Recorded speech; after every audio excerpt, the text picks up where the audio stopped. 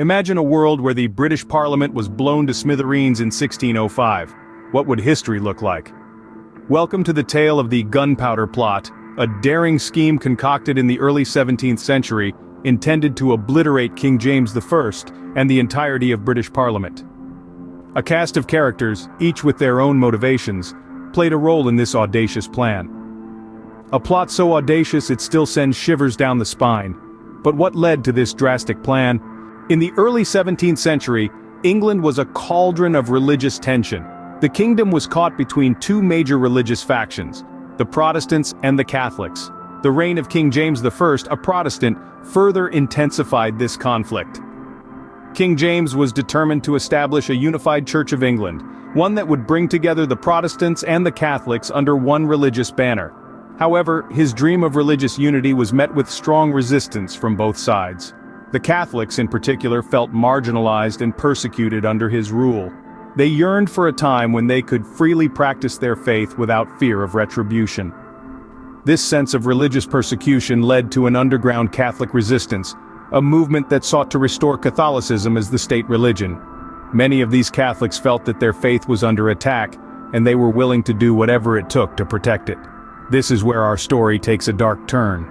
The religious tensions of the time set the stage for one of the most infamous conspiracies in English history, the Gunpowder Plot. A group of 13 conspirators, driven by their shared faith and a desire for change, hatched a plan to blow up the Houses of Parliament on November 5, 1605. Their goal was simple, yet radical.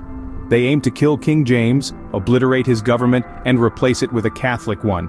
Such was the depth of their conviction that they were willing to commit an act of treason, risking their lives in the process. So you see, the Gunpowder Plot was not a random act of rebellion. It was a desperate attempt by a marginalized group to reclaim their religious freedom. It was a direct result of the religious tensions that were simmering beneath the surface of society. Religious oppression set the stage for a plot that would forever mark history. This was a time of conflict and change, a time when religious beliefs could ignite a fuse that threatened to blow the kingdom apart. And it's these very tensions that gave rise to the infamous Gunpowder Plot.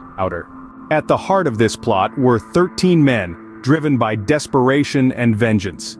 These men, united by their shared faith and discontent with the government, were the key players in the infamous Gunpowder Plot. Let's delve into who they were and what drove them to such lengths. The most recognizable figure among them is, of course, Guy Fawkes, a soldier of fortune with a fiery spirit. Fawkes was not the mastermind of the plot, as popular culture might lead us to believe. Instead, he was the muscle, chosen for his military expertise and unwavering commitment to the cause. The true mastermind was Robert Catesby, a charismatic and persuasive figure. Catesby was a man who had suffered personal loss at the hands of the Protestant monarchy.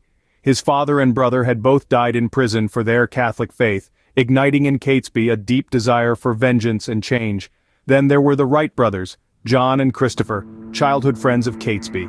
They too had experienced the harsh reality of being Catholics under a Protestant monarch and were eager to participate in this daring plot.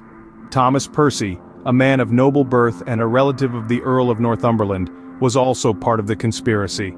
He brought with him not only his fervent Catholic faith, but also his access to the corridors of power, which proved instrumental in their plans.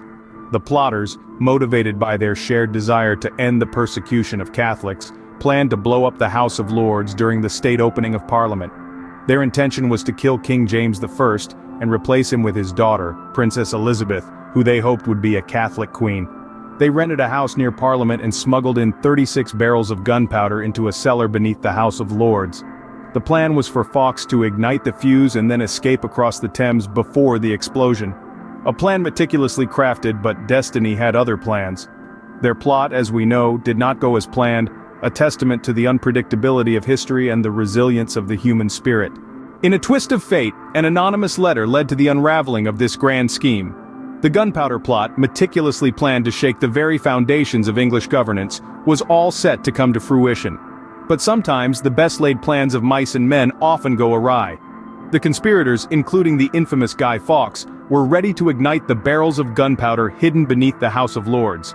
Their aim was to annihilate King James I and the entire English Parliament in one fell swoop, paving the way for a Catholic monarch to ascend the throne. All it needed was a spark that never came. In a turn of events that could only be described as poetic justice, an anonymous letter sent to Lord Monteagle, a member of the House of Lords, spilled the beans. The letter warned him to stay away from the Parliament on November the 5th, hinting at a great calamity. Naturally, the letter found its way into the hands of the King's chief minister, Robert Cecil. Swift action was taken. In the early hours of November the 5th, Guy Fawkes was discovered in the cellars beneath the Parliament, match in hand, ready to light the fuse. The plot was exposed, and the conspirators were rounded up one by one. In the following months, they faced the wrath of the King's justice, with some executed and others imprisoned. The fallout of their failed attempt was catastrophic. The conspirators' dream of a Catholic England was shattered, and the incident only served to deepen the religious divide in the country. King James, who narrowly escaped a violent death, emerged stronger and more resolute in his Protestant rule. The plot was foiled, the conspirators punished, but the echoes of their actions reverberate even today. The Gunpowder Plot of 1605, an audacious attempt to overthrow a king and his government, continues to be a fascinating chapter in the annals of English history. The Gunpowder Plot was more than just a failed coup, it left an indelible mark on history. With the foiling of the plot, England was thrust into a period of heightened paranoia and religious intolerance. The authorities clamped down harder on Catholics, exacerbating the religious divisions that had already been plaguing the kingdom. The Gunpowder Plot became a cautionary tale, a stark reminder of the lengths to which religious dissidents were willing to go. But as with many historical events, the legacy of the Gunpowder Plot was not solely one of fear and division. It also fostered a sense of national unity and resilience. The fact that the plot was uncovered and thwarted was seen as a sign of divine intervention, a testament to the strength and will of the English people and their government. This narrative was propagated and celebrated, turning a near disaster into a symbol of national triumph. The most enduring legacy of the Gunpowder Plot, however, is undoubtedly the annual commemoration known as Guy Fawkes Day.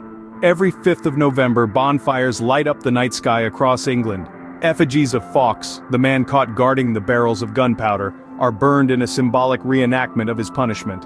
Fireworks explode, mimicking the catastrophic explosion that was narrowly avoided. But Guy Fawkes Day is more than just a spectacle of fire and pyrotechnics. It's a reflection of the complex and often contradictory nature of historical memory. On one hand, it's a celebration of a failed plot and the survival of the government.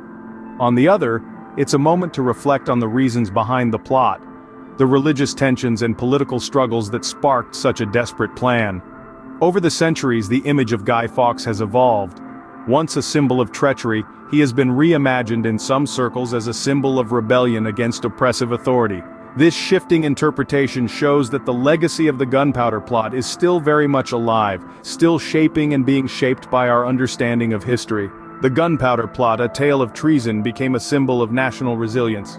The Gunpowder Plot is not just a story of a bygone era. It continues to shape our views on rebellion and government. As we look back on the events of 1605, we find a mirror reflecting our own struggles with power, faith, and the lengths to which individuals will go for their beliefs.